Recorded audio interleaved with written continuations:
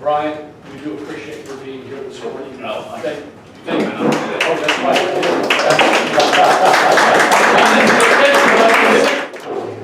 well, it's great to be back. I think I'm correct in saying this, but I've spoken to the Madison Forum at least once a year, every year that I've been Secretary of State. So I appreciate the invite again. I'll take the slim crowd as that things have gotten so good in the Secretary of State's office, I don't draw good. Just keep on believing that. Quite, yeah. If you believe it, it'll happen, right? Obviously, Garland Favorito is either sick or out of the country. Well, He's not here today. He had two important things. Oh, good. He called me and apologized. He said, Michael, I really want to be there. Well, I just wanted to mention, because I know he'll watch the broadcast. Yes, he will. And he wanted me to apologize to you for his not being here. Also, just wanted to recognize Grant Thomas, a constitutionalist conservative that's here with me. Grant works in the office, does a lot of things for us. He looks like a lawyer, but he's not one. So y'all can that's that. But Grant travels with me some. He also does constituent affairs in the office, and was part of our legislative team this session. Grant actually worked on my campaign, and then when he got out, graduated from the University of Georgia, came to work for us, did a great job, and so he gets to get out and see a lot of groups as well. So I hope y'all got to meet with Grant. If there's something you ever need with the office that can't get me, Grant will be glad to help you. I want to just give you a quick agency update, and then I'll kind of wrap up with elections. As y'all know, it is an election year. You realize that. Been kind of wild and woolly in elections, but we also got a lot of really good things going on in the agency. In our corporations division, as you all know, I've talked to you about some of our frustrations there before with our filing system that we had, some of the problems we had with our old system. It was actually good, but it was just kind of old and worn out. And then our stopgap system, which was not very good, and it didn't work very well. It's just something we had to weather through. But in July, almost we're getting close to about the July 4th weekend is when we moved from our previous system to our new corporate filing system, eCorp, and it y'all worked great. We had the best annual registration period that we've had since I've been in office. We did about 80,000 more annual registrations this year than we've done in years past. And there's a reason I can tell you that I realize that. Number one, our call center volume was down because our system was working well, so people weren't having to call the office saying, you know, I can't remember my password, what's my username, you know, I thought I paid, but it didn't go through, you know, all these problems that we've had in the past. Well, it's so simple to use now. Literally, if you have your control number, or if you can find your entity through our search, if you don't want to make any changes, we now have a one-click annual registration where you just push one button, put your control number in, hit submit, takes you to the credit card page where you pay, and that's it. We had, I knew it was going to work well in January, early on when we had a lady post on Facebook. It took me longer to go get my pocketbook and get my credit card out than it did to do the filing. And I was like, that's what we've been after. But you know, because we did 80,000 more filings, because our call center volume was down, because our email traffic was down, that lets me know the system was working well. Because we've had, in years past, if you ever tried to use the system the last couple of weeks of the filing, leading up to the deadline. Just go down there. Yeah, well, it's crazy in the office, but it's also crazy online because we had so many users on the system, it would bog down, it would slow down. And so what do people do when that happens, when they get a little spin and dial? They open another box on their browser, which creates more users on the system, which slows it down, or they call. So we didn't have near as much of that this year, so we were very excited about that. We're rolling out new things as well. We're doing this new system in 2 or 3 different phases. We're gonna have the one click available on the mobile app. So for people that are, don't have a traditional office or kind of a small business owner like myself, had a construction company, I may go to the office 2 or 3 times a week at the on the job site, where we'll now have the ability to text you a reminder. And if you got your control number and you do the search on your phone, you could actually just pay right through your mobile device without having to, go onto the internet and do that. So we've got some things like that. We're automating other things like foreign filings, which foreign filing for us is anybody that's outside the state of Georgia. So if you have a South Carolina business that's doing business in the state of Georgia, you would have to do a foreign filing with us. We're trying to get, streamline those as well. So a lot of good stuff in the corporations division. In our licensing division down in Macon, as y'all know, we've got about 150 employees at our Macon office, and it's a big operation. And we have really worked hard. As you all know, I've talked about how we consolidated down there, streamlined, using technology to make us more efficient. All the good things that this group, and one of the reasons I ran for the legislature and for Secretary of State was to really continue to keep government small and make it more efficient. We're doing that with technology. We're also doing it through reorganizations that we've done. And we're really starting to make some headway down there. We're processing new applications and doing renewals as fast as we ever have in my tenure as Secretary of State. So we're very excited about that. We're now focused on upgrading our system down there to continue to be able to do more and allow our users and customers to do more online. One of the things that not many people know, but when I became Secretary of State, we were using 3 different filing systems down there in our licensing divisions. We had one, and then they moved, I think it was Secretary Cox moved to some other new system, but never got rid of the old one. And then they went to another system and never got rid of the other two. So we're finally in the process now of really focusing on trying to get those consolidated to where we have one system. You can imagine, how difficult it is from an IT perspective trying to keep 3 systems up and running when they weren't all built by the same people. And it's just kind of a nightmare scenario. But we're making a lot of headway and making a lot of good things going on. Really working hard too in our securities and our charities division, which a lot of people don't really know about.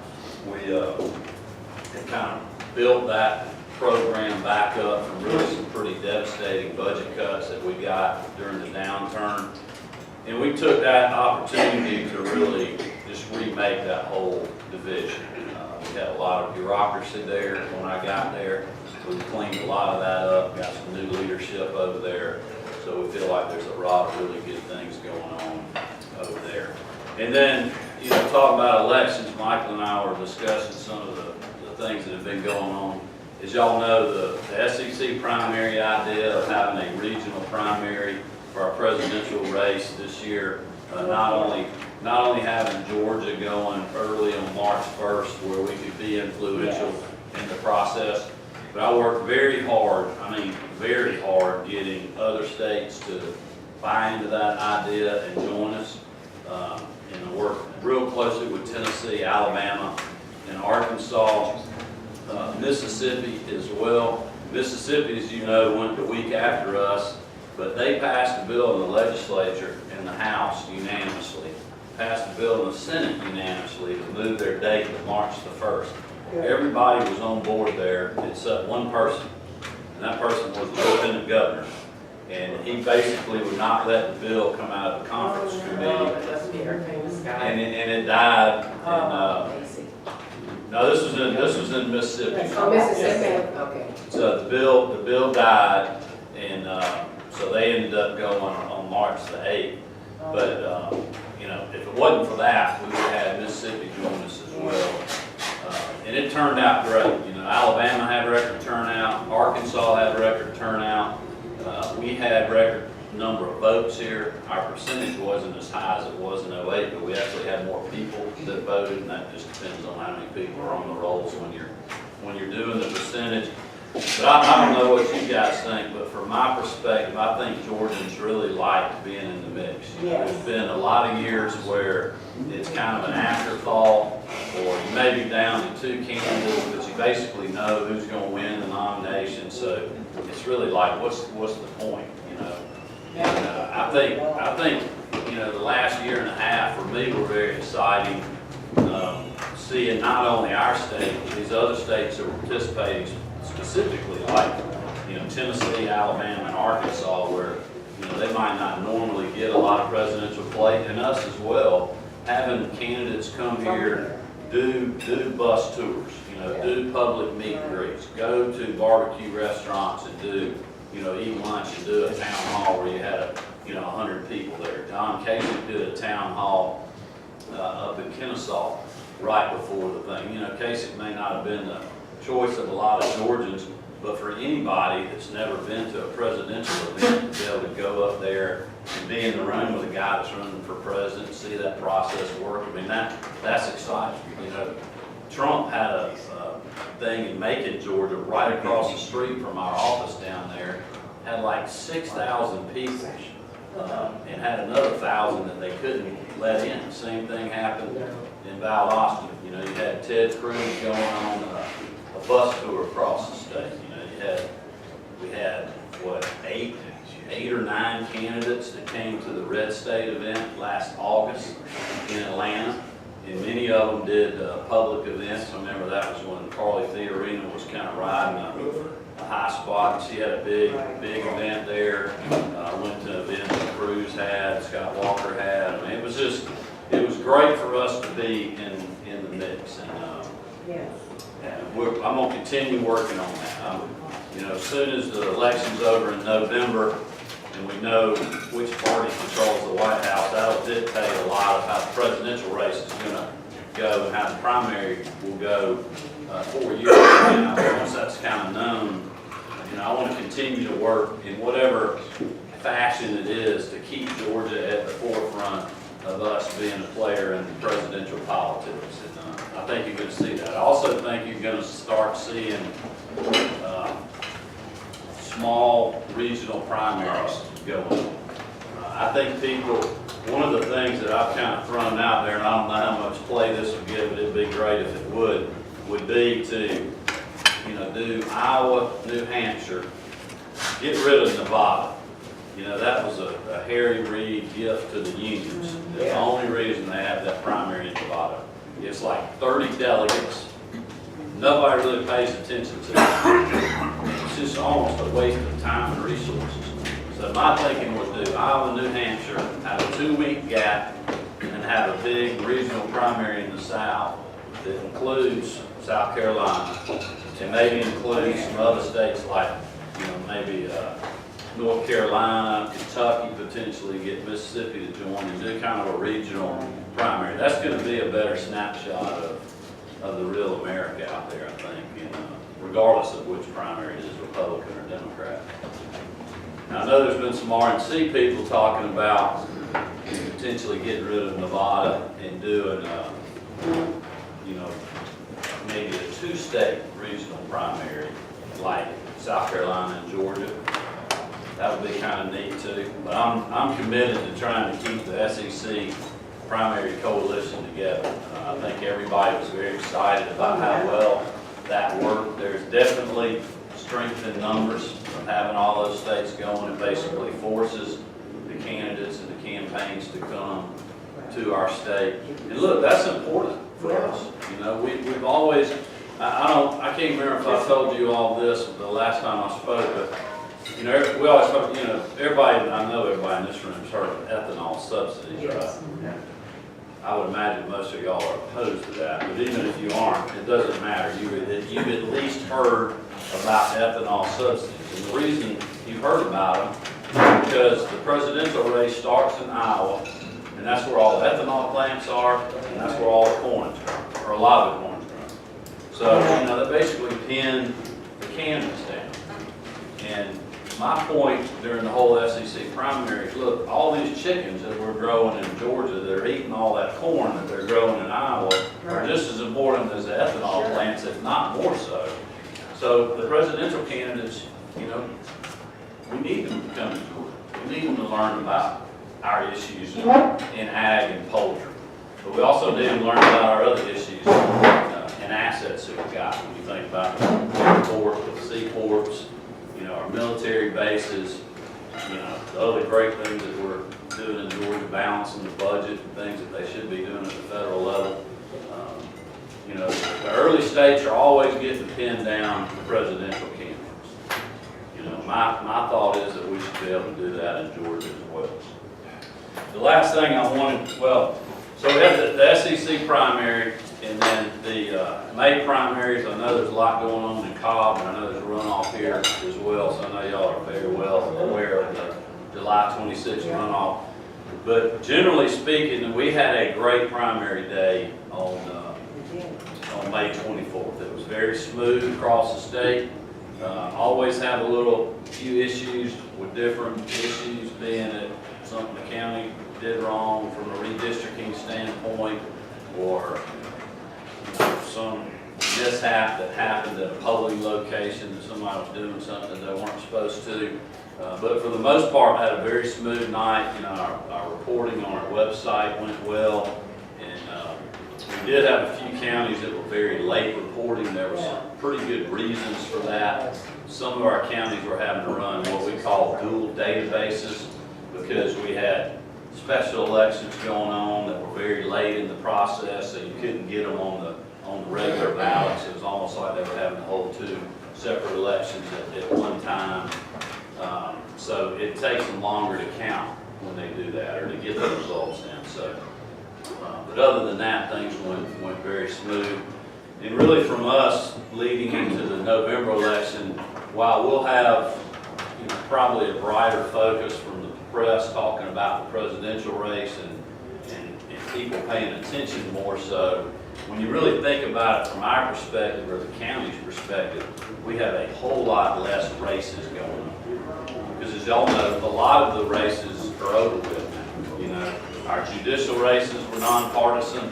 There's no runoffs. There are some local runoffs and Superior Court judge races and things of that nature, but a lot of the judicial races got decided in the primary. A lot of the legislative seats got decided in the primary because there is no general election opposition.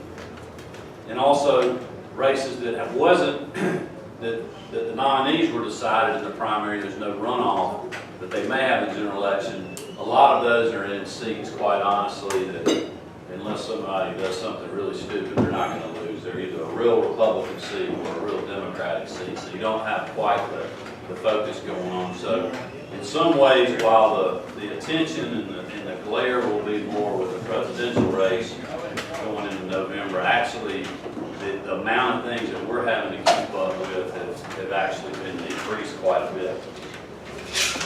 The last thing I wanted to mention before I take your questions, and I know y'all will appreciate this, but this is a brief that our office and Sam Olin's office worked on, because we're getting sued by a bunch of liberal groups about the way we remove voters that have not participated in 7 years. 7 years. So there's a process in the National Voter Registration Act which requires or allows you to, if somebody is not participating in 2 general elections, for you to send them a notice, and then if they don't respond, you remove them from active to inactive. And then if they don't participate in 2 more general elections, then you end up taking them off the voter list. I think the record will still show up, but they're not officially on the list. And when you move from active to inactive, if you come in and vote, you'll be allowed to vote, and you'll be moved back from inactive to active. So it's a 7-year process. And the reason you do this is to keep your voter rolls clean and up to date, which I've talked to you all many times about, you know, having secure, accessible, and fair elections in Georgia always worked on. I've always worked on making it easy to vote and hard to cheat. But the first part of a good, secure election is making sure that your voter rolls are clean and up to date. And, you know, there's people that move out of the state every day that don't give notice to the county, they don't tell us, you know, they'll go register in another state. And if you're not doing some things like we're doing with other states, like our cross-check program, which I know I have talked to you all about before, you know, you could actually have people registering in multiple states. So if people aren't participating, that is a good reason to serve them notice. And if they don't respond and then still don't participate, it's a good reason to move them from active to inactive to actually off the rolls. And listen, there's a cost associated with keeping people on the rolls after that long. You're talking about mailing costs, postage costs, you know, all these other issues. But it's very interesting. I won't bore y'all with reading this brief, but we're getting sued by these liberal groups. And the Justice Department is actually weighing in on their behalf. After previously pre-clearing the process that we use in Georgia to go through, which, as you all know, we had to do prior to the Supreme Court overriding and ruling Section 5 of the Voting Rights Act is unconstitutional. That is the formula-based part where you only had certain states subject to that and others that weren't. So we have a Justice Department that's now working against a previous ruling and approval process that they had done. And there's, you know, past instances of them ordering other jurisdictions to remove the voters. And now they're saying they don't like what we're doing. And I think y'all know the big differences. Past Justice Departments and the one that we have now. So I just wanted to fill you in on that. I know that we're going to probably continue to get more lawsuits from the left as we move into the election to try to disrupt things. And they're trying to find any way that they can to keep people on the roll that shouldn't be there, to, you know, to create that doubt out there. But I can tell you all, I will keep fighting to defend the laws of this state, which is what I took an oath to do. I don't take that lightly. We're a model, I think, for the rest of the country on having secure elections, with having, you know, photo ID requirements and things of that nature that I've talked with this group before. That is a very common sense way to make sure that we know who somebody is when they're coming to participate in our process. And I think it's a little ironic that the President and the Justice Department and everybody else complains about that, yet we can't even. I mean, my wife went to the airport. We had to go to Tampa a couple of weeks ago. Her driver's license was within 3 months of expiring. And they would not let her go through the TSA lane. What? It wasn't expired now. It was within 3 months of expiring. Really? Yeah, I was like, are you kidding me? She had to, this will make you feel good, she had to pull out her Sam's card, which had her picture on it, to verify, you know, another picture ID. And then she had to go through the whole, you know, personalized, pat down, whatever thing. And I'm like going, really, y'all are going to give us a hard time by showing a photo ID to go vote? So anyway, I just don't tell them that story. But with that, I'll take questions if you got it. Brian, thank you very much. And I'd like to kick it off with a question.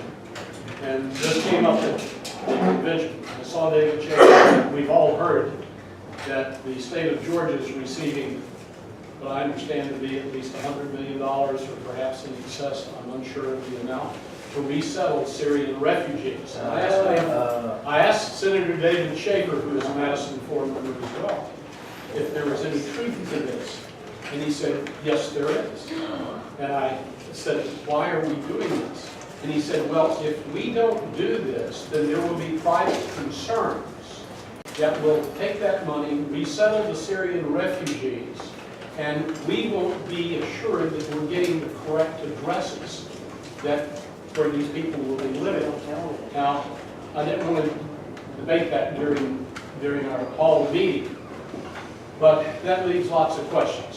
One is, isn't this don't we have an opportunity to say, well, you can't go against the feds in doing this, but can't we require anybody resettling Syrian refugees to be licensed under the Secretary of State with exact training in making sure that the people are, that we have their addresses, whether it's a private concern or whether it's the state doing this.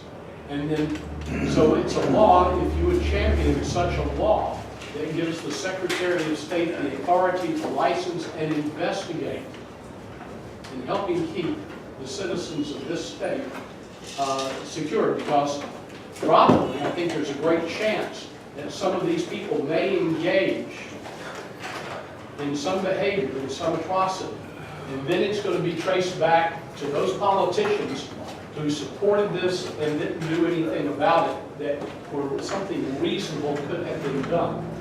But a license and training requirement by the Secretary of State, I think, is entirely appropriate, especially since you license musicians. Well, we do. I was just fixing to say, yes, we do license a lot of people, about 500,000 folks. Obviously, under our current jurisdiction, we have nothing to do with any kind of refugees coming in. So that would take, number one, a legislative act, and also, number two, would take an appropriation and a lot of resources to be able to do that. So, that would be something the legislature would need to weigh in on. And quite honestly, I don't know if we would be the best agency to do that or not. I think that would be something that the governor would probably want to weigh in on as well. Well, could I ask if you would discuss it with the governor and champion such legislation? Well, I won't commit to champion. I'll ask around about it, see what's going on. Thank you. We're going to start on this side of the room, go down and around. So, over here. Yes, Sheila. I kind of have two questions. First, when somebody dies, how are you notified? That part I've never understood. Yeah, so we get a report. That's a good question. And we get a report from the Vital Statistics Office with, a list of death notices every so often, so we can update the voter rolls. But one of the things that we did when I first got in office, I can't remember what year this was, but there was a big problem out there because during the slowdown, everybody was losing resources. So those reports were coming slower and slower. So we passed a bill through the legislature that allows the county elections office to go ahead and remove deceased voters when they have certain knowledge of them dying. So basically what was happening was that Cobb County, if somebody passed away, and the elections people knew about it, like there was an obituary in the paper, or somebody had direct knowledge because they knew them or what have you. And there's a process that the county can go through to go ahead and start the removal process without having to wait on the vital statistics. So that's something that So they'll move fairly soon? allows us to move them and update them a lot quicker. Some So of they- these states, they're on there Hold that forever. unit, tell you. One person at a time. Yeah, I don't know how the exact process works. There is one that and it's all laid out and what they have to do. They have to notice Okay, and they have to send a letter to the deceased person. I know that sounds crazy, but gotcha. if somebody gets that letter and calls and says, hey, I'm not deceased. But normally, most likely you're gonna mail that letter and somebody that's handling the state, a family member's gonna get it. They're gonna call and say, yes, she is But they deceased. do get, And they can go in and clean the rolls up through that, Okay. however that process. that's mostly what I was concerned is how fast are we moving? We're a lot faster than it used to be. Yeah. The other thing was, on the primary, I think the last time you came to speak with us, we were discussing military and getting out there to Right. make sure their votes would have come in. How did all that play out? Yeah, it's playing out great, and I can't remember if I told you all the last time I was here, but we hired a guy named Ryan Anglin to be our military liaison.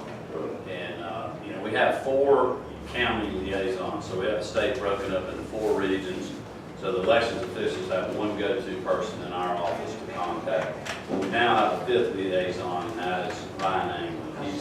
He's specifically doing military work. This guy's, he's the dang war hero, really. He's been in Iraq, Afghanistan, he's been wounded, he's done, I think, 3 tours of combat.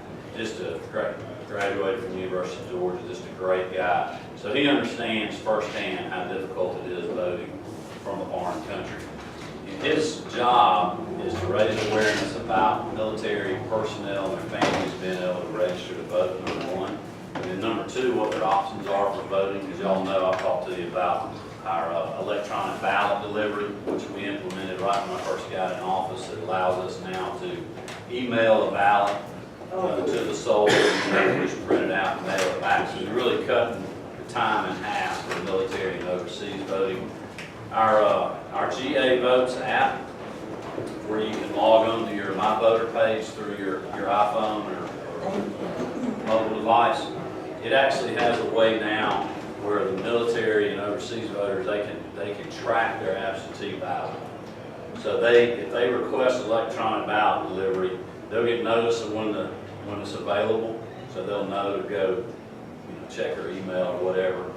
When they mail it back, there'll be a notice posted on their My Voter page that the county received their ballot, and then when that ballot gets counted, on election day, there'll be a notice saying, hey, your ballot got counted, or if for some reason it's rejected. Some of them may get rejected. They didn't come in by the deadline, or the person, whatever the problem, they didn't sign something right, or whatever. They'll have that notice too, so they can find out why.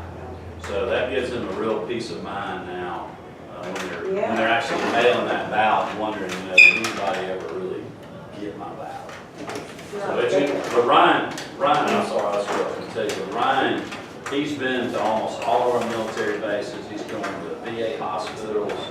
He's going to different, veterans events, just raising awareness in the military. I think it's going to be a great thing for our state. May I remind everybody, when you open with a topic, you got to stay on that topic if there's a follow-up address, otherwise it eats up She the snuck time that in. from I did. the other members, so I Experienced Madison Forum member. That's right. Better to make forgiveness than ask for permission. Okay, but if everybody would stick to the same Sorry. topic, that doesn't mean you can't have a dialogue. Follow it. Continuing around. Yes, Bill. Brian, I got a question. All right. Georgia's been ranked last in voting system reliability and recount capability. Georgia's also been ranked last in ability for candidates to get on the ballot because of excessive restrictions. Are you going to complete your term as Secretary of State without ever advocating solutions for these two election issues? Well, I've actually advocated for one of those.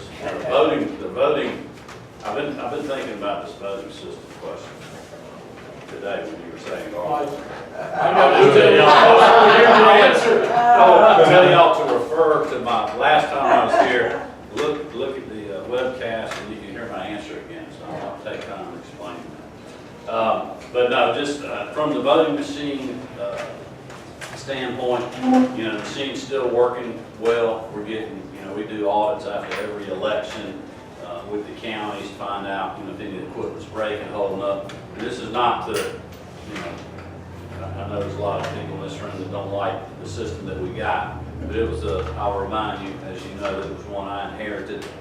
But the system's still working well. I don't see us changing in the next few years anyway. That's something that you're really going to need to have legislative buy-in, you need to have governor buy-in into, and you got to have the money to do it.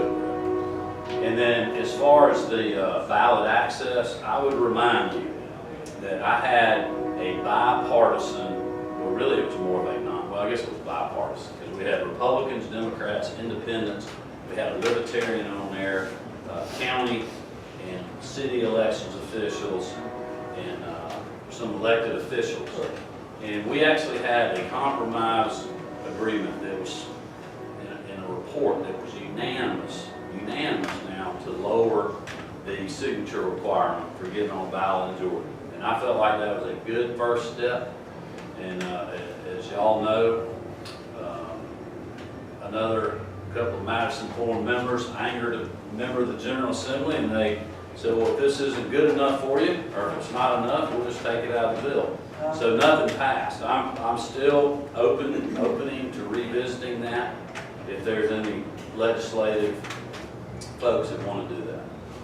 Well, the voting machines have outlived their usefulness according to when they were, I mean, they're over 10 years old, for sure. Oh, yeah, definitely. Yeah, and, you know, it was 10 years ago, 2006, that Karen Handel said that she was going to fix the voting machines, and then she took a campaign contribution bribe, $25,000, to forget about it. And, you know,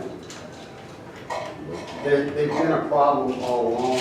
You know, the governor keeps raising, I mean, you know, have an increased budget. I mean, if he's gonna increase the budget each year, then put the money in there to do this.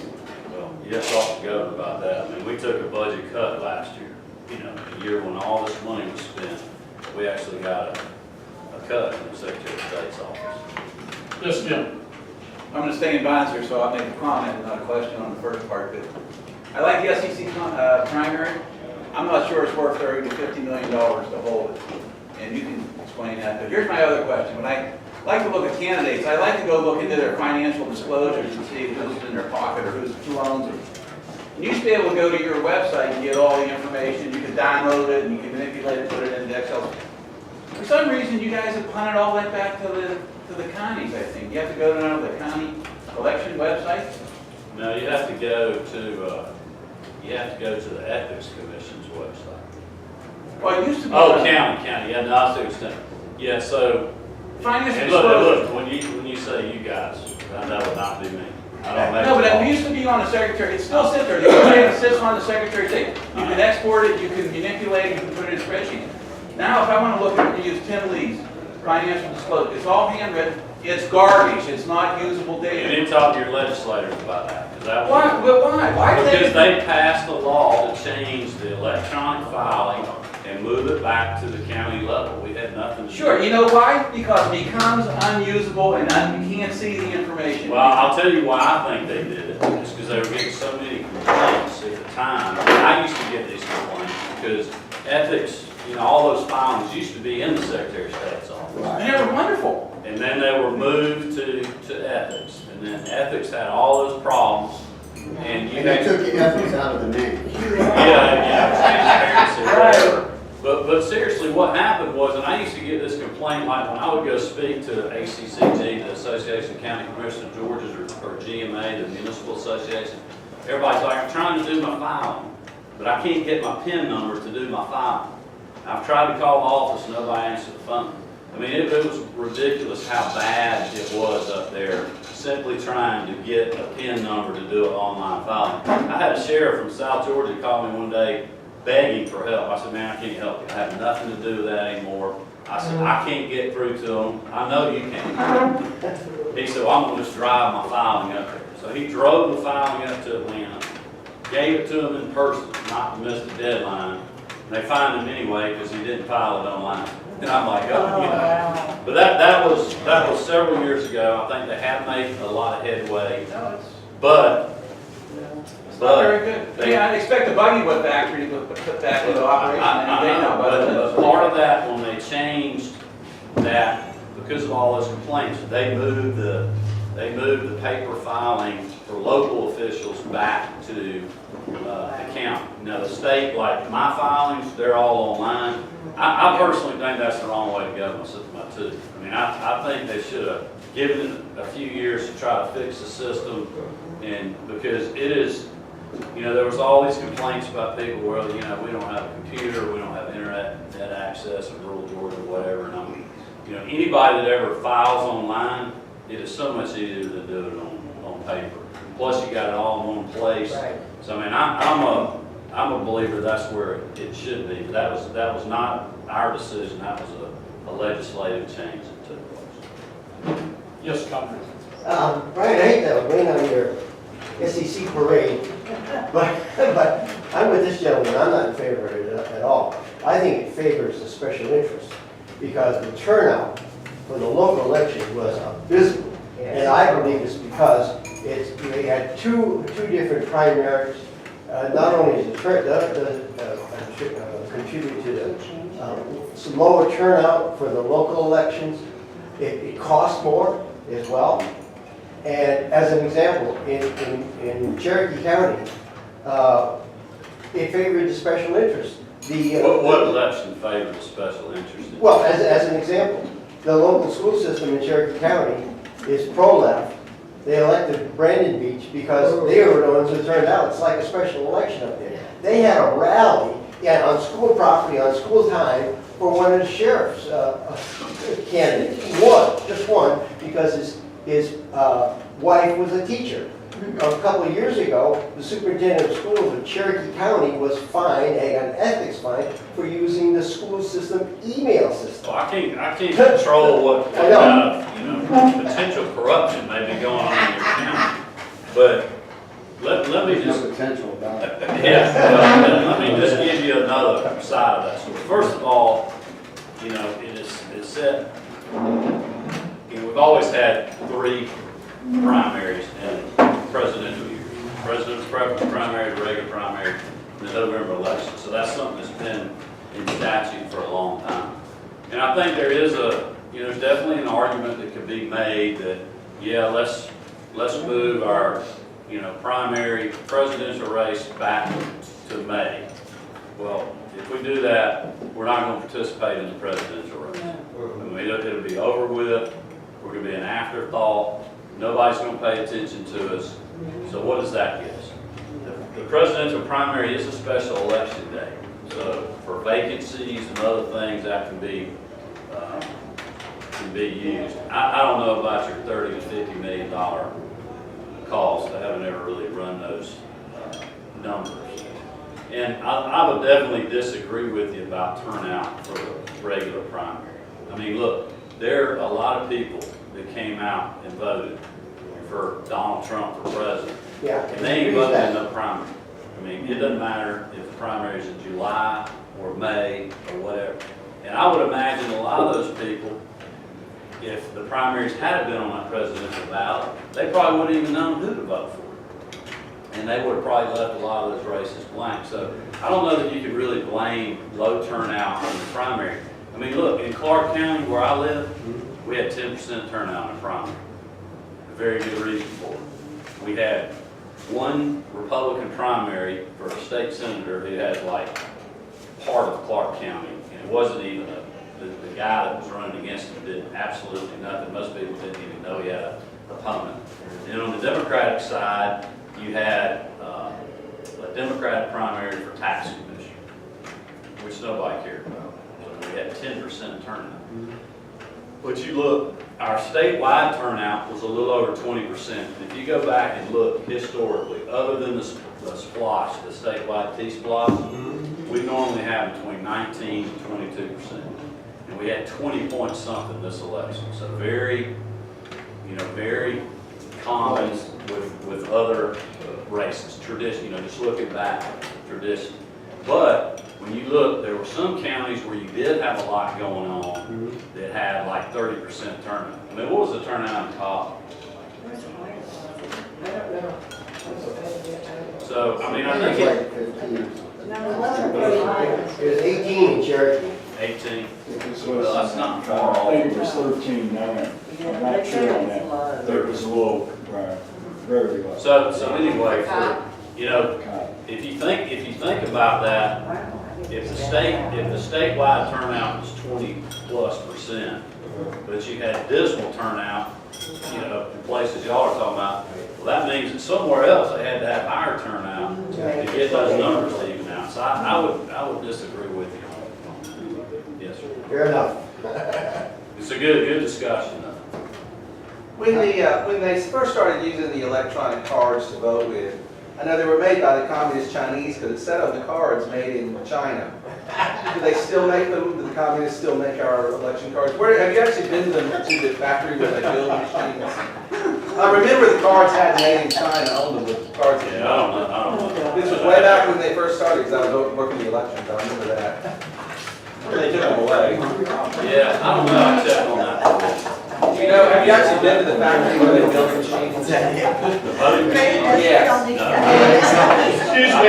Excuse me, quiet, we need quiet, please. We're recording this, and it's disruptive of the question. I haven't been out there where they made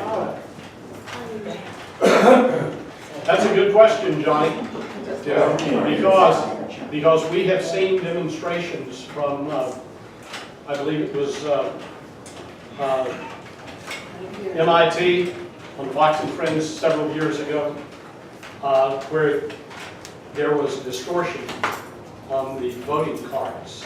They voted 5 times for George Washington and 0 for Benedict Arnold. And Benedict Arnold won 3-2.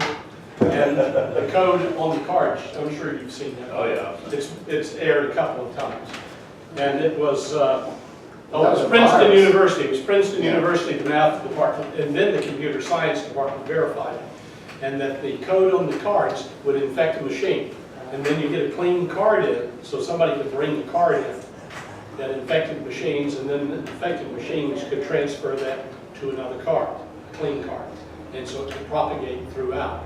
Now, Princeton University math department, that's world-class math department, not Kennesaw.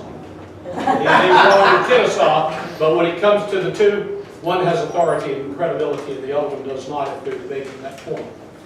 And so that still remains a problem, but I did not know the cards were made in China. Originally, I don't think they are now because they took it off the cards. I wonder why. Johnny, thank you.